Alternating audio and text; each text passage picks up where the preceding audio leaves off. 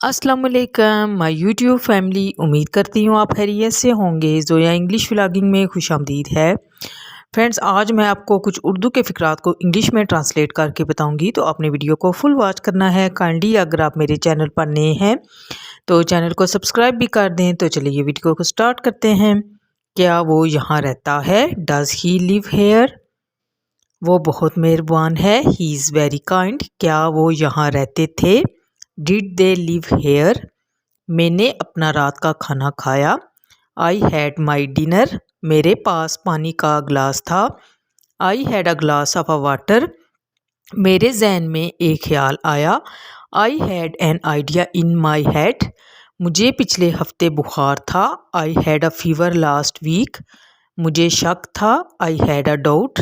कल मेरी मीटिंग थी। I had a meeting yesterday.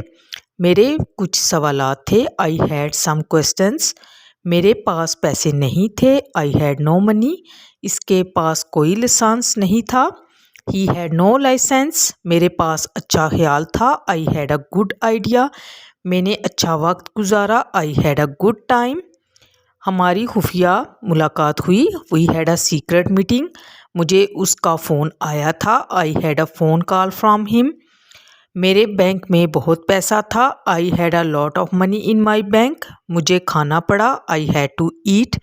मुझे बहुत मुतालिया करना पड़ा। I had to study a lot. मुझे जाना पड़ा। I had to go. मुझे भागना पड़ा। I had to run.